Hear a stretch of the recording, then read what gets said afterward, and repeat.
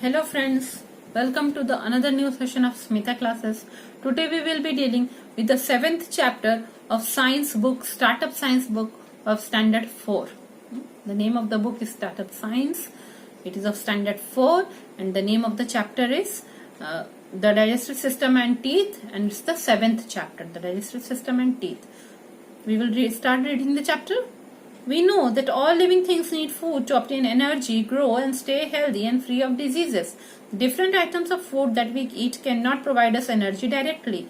They are first broken down by our digestive system. Then the nutrients are transported to different parts of our body by the circulatory system. You have learned earlier that the process by which food is broken down into simpler form to be easily absorbed by the body is known as digestion. The different organs which are involved in this process together form the digestive system. हम सबको पता है कि जितने भी जीवित प्राणी हैं, लिविंग बीइंग्स है, सबको खाना चाहिए एनर्जी ऑब्टेन करने के लिए, ग्रो करने के लिए, बढ़ने के लिए और हेल्दी रहने के लिए और रोग मुक्त रहने के लिए, फ्री ऑफ डिजीजेस रहने के लिए, उनको कोई बीमारियां ना हो, इसके लिए सबको खाने की जरूरत है। जो भी हम लोग अलग अलग तरह का आइटम्स ऑफ फूड खाते हैं, खाना खाते हैं, वह हमको क्या है, डायरेक्टली एनर्जी नहीं प्रोवाइड करता। ऐसा नहीं कि हम खाएंगे और तुरंत हमको एनर्जी मिल जाए। हाँ, आइटम्स ऑफ फूड हम लोग को डायरेक्टली एनर्जी प्रोवाइड नहीं करता है।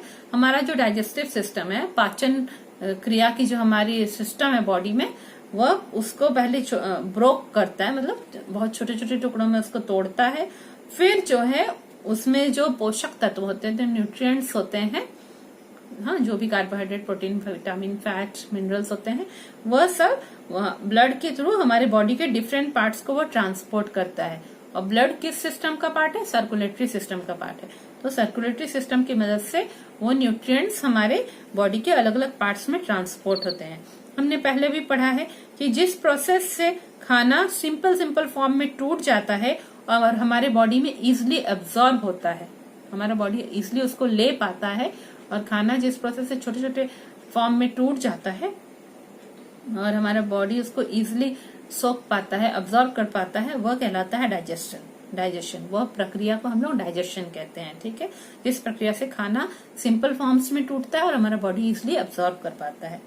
जो डिफरेंट ऑर्गन्स, हाँ, हमारी बॉडी के जो ऑर्गन सब है डिफरेंट, जो कि डाइजेस्टिव सिस्टम में को काम चलाने में मदद करते हैं, डाइजेस्टिव सिस्टम को चलाने में मदद करते हैं, वो ऑर्गन्स सब एक साथ मिलकर बनाते हैं, डाइजेस्टिव सिस्टम को बनाते हैं, हाँ, जो कि इस डाइजेशन प्रोसेस को चलाने में मदद करते हैं। वह सब ऑर्गन्स डाइजेस्टिव सिस्टम बनाते हैं।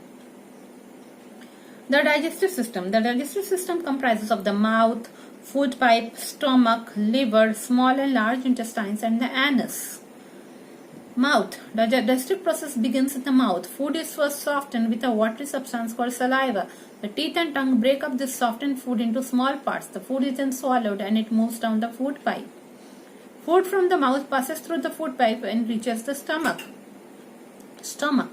From the food pipe, the food comes into the stomach. The stomach is a large sac-like organ.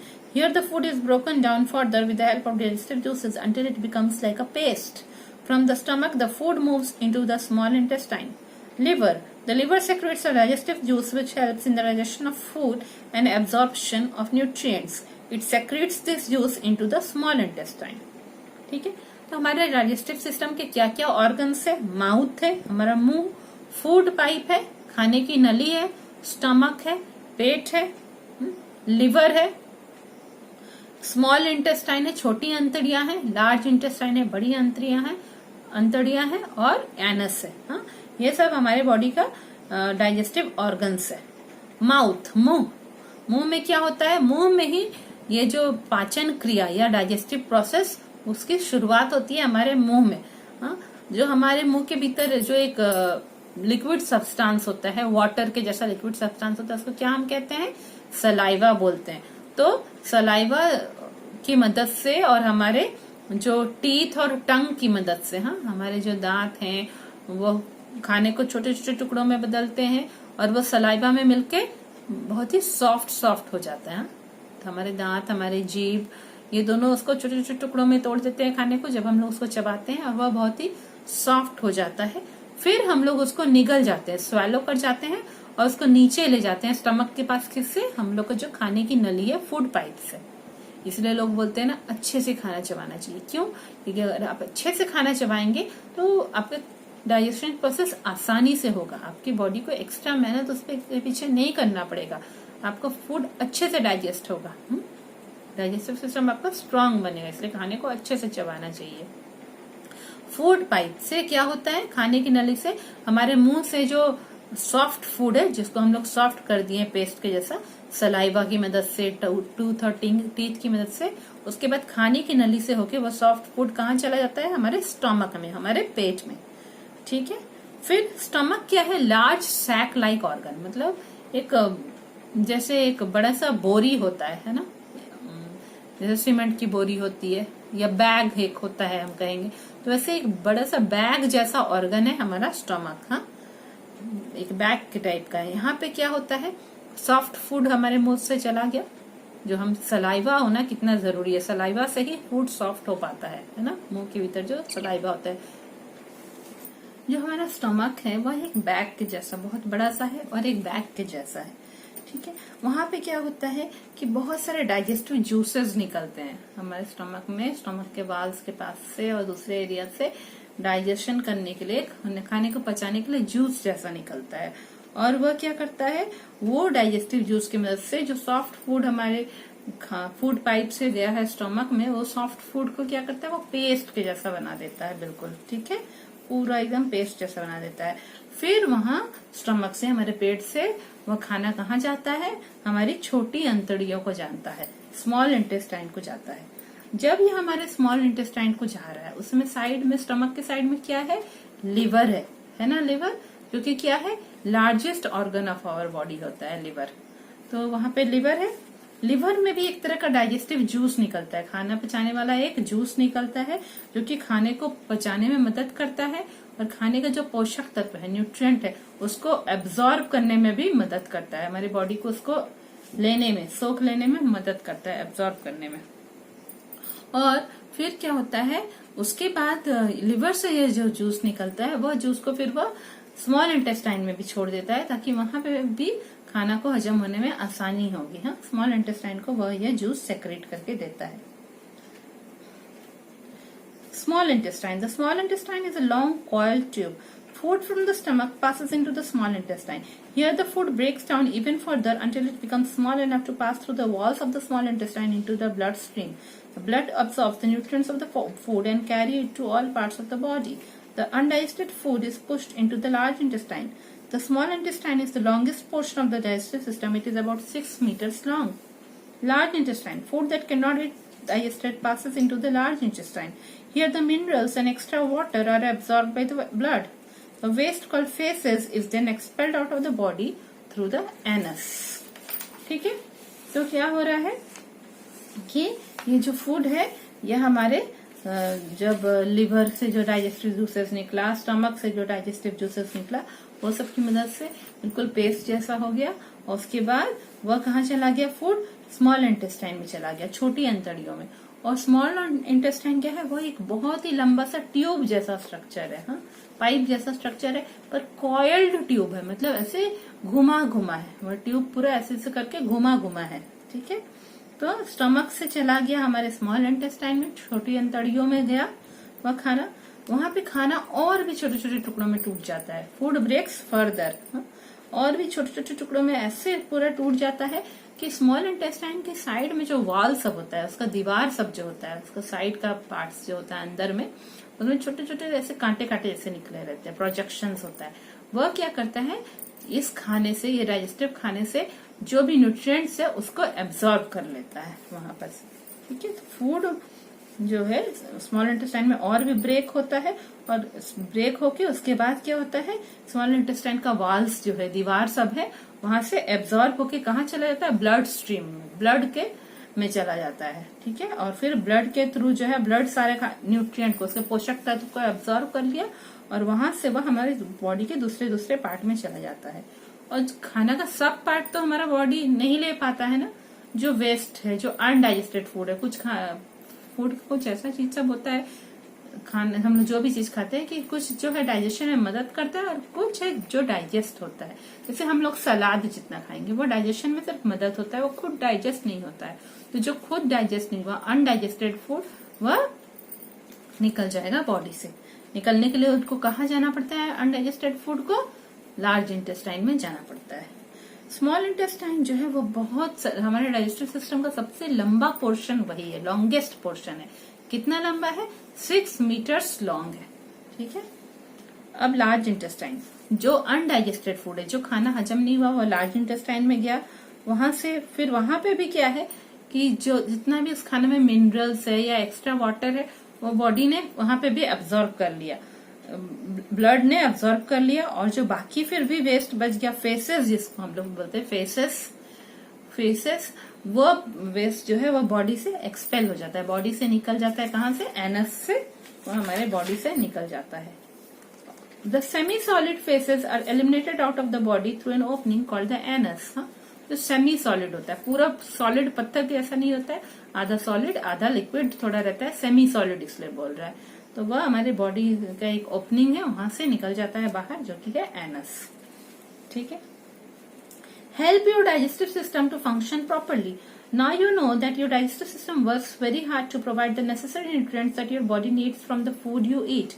You must help it to function properly by following the given simple advices. Drink a lot of water. It helps to remove the waste products from your body. Eat a balanced diet that includes fiber-rich food.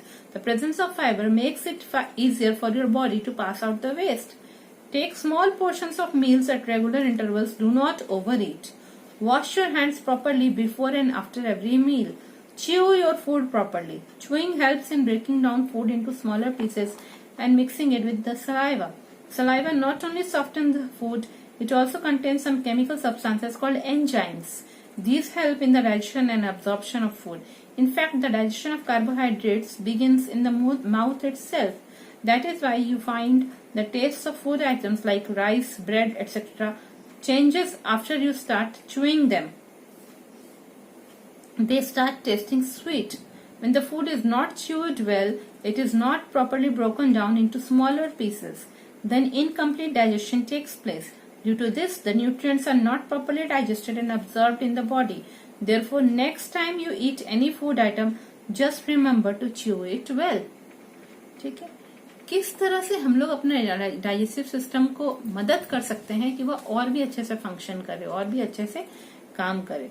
देखिए, digestive system की मदद से ही हमारे body को सारा nutrients मिल रहा है, पोषक तत्व मिल रहा है, सारा जरूरी न्यूट्रिएंट्स मिल रहा है जो हमारे बॉडी को चाहिए। कहाँ से मिल रहा है? जो खाना हम खा रहे हैं उससे मिल रहा है। पर किसकी मदद से मिल रहा है? डाइजेस्टिव सिस्टम की मदद से मिल रहा है। इसीलिए हमारे डाइजेस्टिव सिस्टम को अच्छी तरह से काम करना चाहिए, तब हमारे बॉडी को न्यूट्रिएंट्स मिलेगा। उसके लिए कुछ सिंपल सलाह दी गई है, एडवाइसेस दी गई है, उसको मानना चाहिए। पहला है बहुत पानी पीजिए, drink a lot of water. बहुत पानी पीने से हमारे बॉडी से वेस्ट प्रोडक्ट निकलने में आसानी होती है। सेकंड क्या है? बैलेंस डाइट खाना चाहिए। बैलेंस डाइट में फाइबर रिच फूड खाना चाहिए। फाइबर जो है वो इजी करता है हमारे बॉडी से वेस्ट प्रोडक्ट को निकालने में। ठीक है। फाइबर रिच फूड, हाँ, फाइबर कुछ कुछ खानों में फाइबर मिलता है, हाँ, जैसे कि सलाद में मिलता है, ग्रीन लीफी वेजिटेबल्स में मिलता है, हाँ, ये सब में भी फाइबर मिलता है। तो वो सब अगर हम लोग खाएंगे खाना की दूसरी चीज के साथ साथ, तो वह जो है क्या करता है, वह फाइबर जो है वो हमारे बॉडी से वेस्ट को निकालने में मदद करता है। आसानी से खाना डाइजेस्ट हो जाएगा और अनडाइजेस्टेड फूड आसानी से बॉडी से निकल जाएगा, है ना। Small portions of meals at regular intervals. एक ही बार में बहुत ज्यादा खाना नहीं खाना चाहिए, थोड़ा थोड़ा करके खाना खाना चाहिए और रेगुलर इंटरवल पे, जैसे 4 घंटे 5 घंटे बाद फिर से खाना चाहिए। ठीक है। और ओवर ईट नहीं करना चाहिए, बहुत ज्यादा नहीं खाना चाहिए कि पूरा पेट पूरा भर लिया, इतना भी ज्यादा नहीं खाना चाहिए। अपने हाथों को अच्छी तरह से धोना चाहिए खाने से पहले और खाने के बाद भी। Chew your food properly. अपने खाने को अच्छे से चबाना चाहिए। चबाने से क्या होता है, खाना स्मॉल पीसेस में बहुत टूट जाता है और सलाइवा के साथ मिक्स करने में उसको आसानी होती है। सलाइवा सिर्फ खाने को सॉफ्ट नहीं करता है, जबकि सलाइवा में एक और केमिकल होता है एक तरह का, जिसको कि हम लोग एंजाइम्स कहते हैं। वह एंजाइम्स जो है वो हेल्प करता है खाने को डाइजेस्ट होने में, खाने को हमारे बॉडी में एब्जॉर्ब होने में। खाना का न्यूट्रिएंट्स को हमारे बॉडी में एब्जॉर्ब होने में भी मदद करता है वो एंजाइम सब, खाने को डाइजेस्ट होने में भी। कार्बोहाइड्रेट्स जिस चीज में रहता है उसको जब हम लोग खाते हैं तो हमारे माउथ में ही उसका डाइजेशन प्रोसेस शुरू हो जाता है ये सलाइवा की मदद से। इसीलिए कुछ कुछ चीज का हमको टेस्ट मीठा लगने लगता है थोड़ी देर चबाने के बाद। जैसे कि क्या बोल रहा है, राइस, ब्रेड, ये सब थोड़ी ज्यादा देर अगर हम लोग चबाएंगे ना मुंह में तो हम लोग को वो मीठा लगने लगता है। क्यों? क्योंकि उसमें कार्बोहाइड्रेट्स होता है जो कि मुंह में ही डाइजेशन प्रोसेस उसका शुरू हो जाता है। जब खाने को अच्छी तरह से नहीं चबाएंगे तो वो स्मॉल पीसेस में नहीं टूट पाता है और जिसके कारण इनकम्प्लीट डाइजेशन होता है ना। कुछ खाना का पोर्शन डाइजेस्ट हुआ, कुछ नहीं हुआ, बहुत ही इनडाइजेशन होता है। इसके कारण जो है जो पोषक तत्व है खाना का वो भी डाइजेस्ट नहीं हो पाता है, बॉडी उसको नहीं ले पाता है। तो हम लोग को कुछ फायदा नहीं हुआ, बस हम लोग खाना खा लिया, पेट भर लिया, पर हमारे बॉडी को न्यूट्रिएंट नहीं मिल पाया। इसीलिए अच्छे से खाना चबाना चाहिए। अच्छे से खाना चबाने से आप पतले भी रहेंगे, है ना, मोटे नहीं होंगे। तो जब भी अगली बार कुछ भी खाना खाएंगे जस्ट याद रखिए कि उसको अच्छे से चबाना है। Teeth. We know that teeth are important to us as they help us in chewing the food. Besides this, they also help us to speak clearly and give a good look to our face. When we are born, we don't have teeth. It is only after 6 to 7 months that our teeth start growing out of the gums. By the time we grow 2.5 years old, we have 20 teeth. This set of 20 teeth is called milk or temporary teeth. Temporary teeth are named so because they are temporary and fall after some time. At about 6 to 7 years of age, our temporary teeth starts falling out one by one. Now to take their place, a new set of teeth start growing. This set has 32 teeth and these teeth are called permanent teeth. Kinds of teeth. The set of teeth that we have are divided into 4 kinds based on their functions. These 4 kinds of teeth are incisors, canines, premolars and molars. ठीक है। Teeth मतलब दांत। Teeth हमारे लिए बहुत important है। क्यों? क्योंकि वो खाने को चबाने में हमारी मदद करते हैं। इसके अलावा हम लोग को आसानी से बोलने में, अच्छे से बोलने में भी वो हमारी मदद करते हैं और हमारे चेहरे को एक अच्छा लुक भी देते हैं ना, चेहरा अच्छा भी दिखता है। देखिए तो जो बूढ़े लोग के बहुत सारे टीथ गिर जाता है उनका चेहरा कैसा दिखने लगता है ना, या छोटे बच्चों का चेहरा कैसा दिखता है।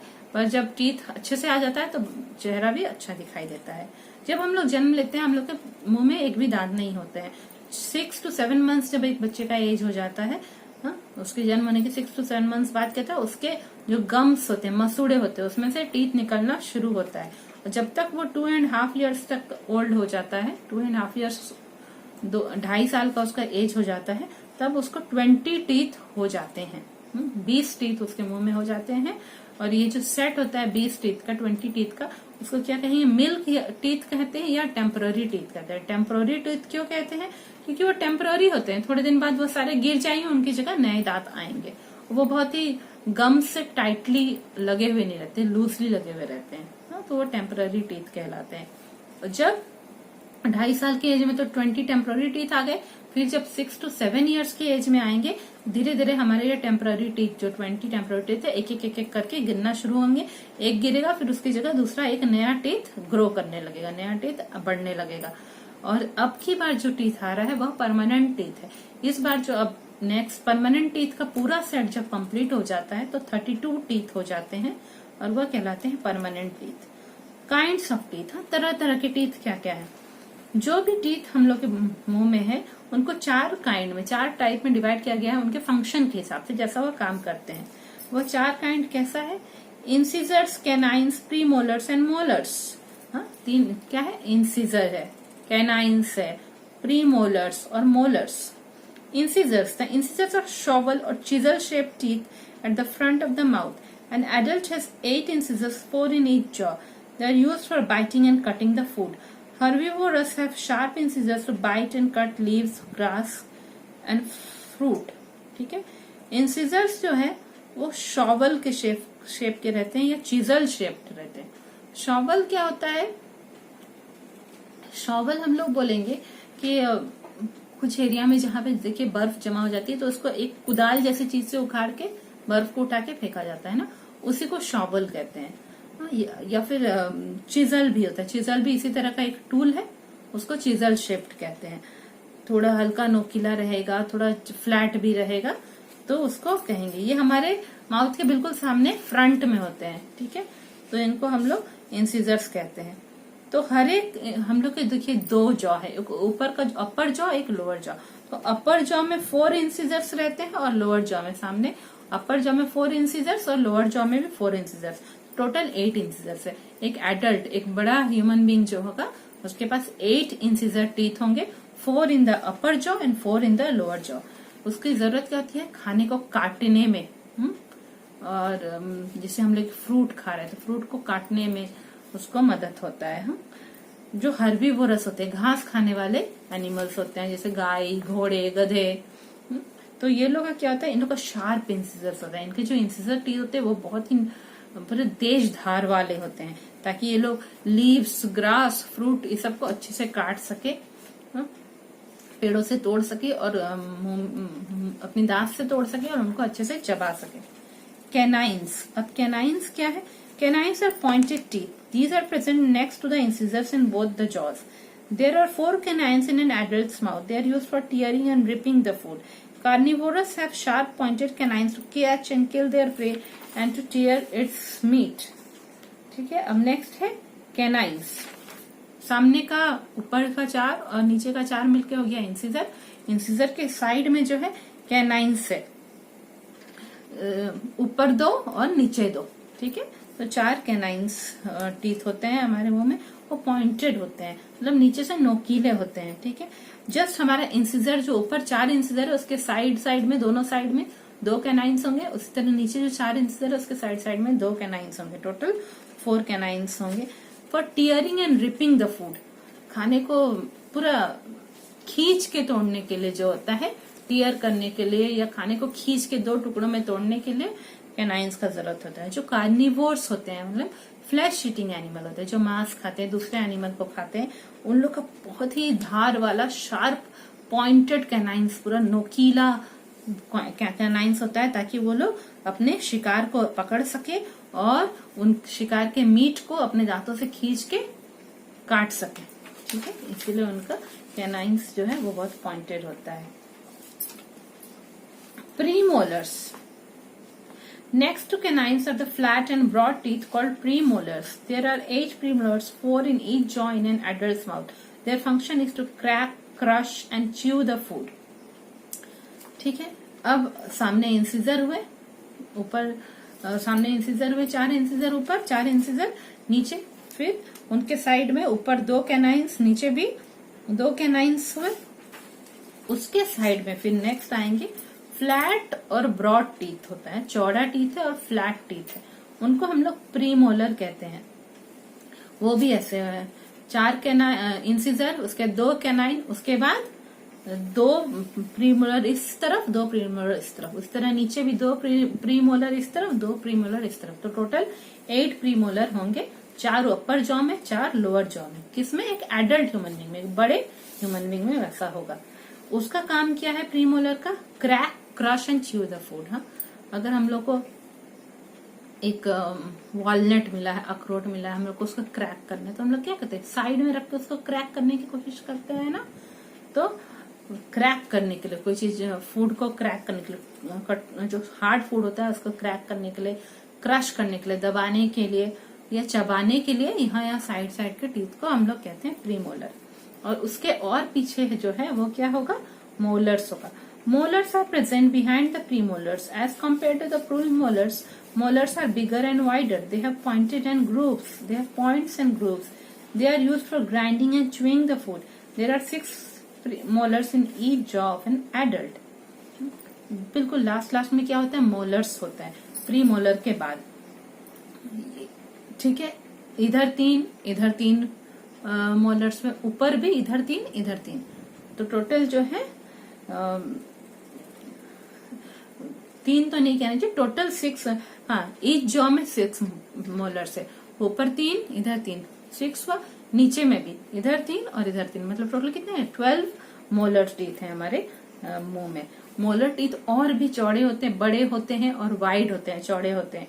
उसमें थोड़ा पॉइंटेड चीज भी होता है और गड्ढा भी होता है, ग्रूव्स भी होता है। ठीक है, मोलर टीथ में पॉइंटेड भी रहेंगे 2 साइड से, बीच में गड्ढा जैसा रहता है। वो खाने को अच्छी तरह से ग्राइंड करने, पूरा चबाने में, चूर चूर करने में वह मदद करते हैं।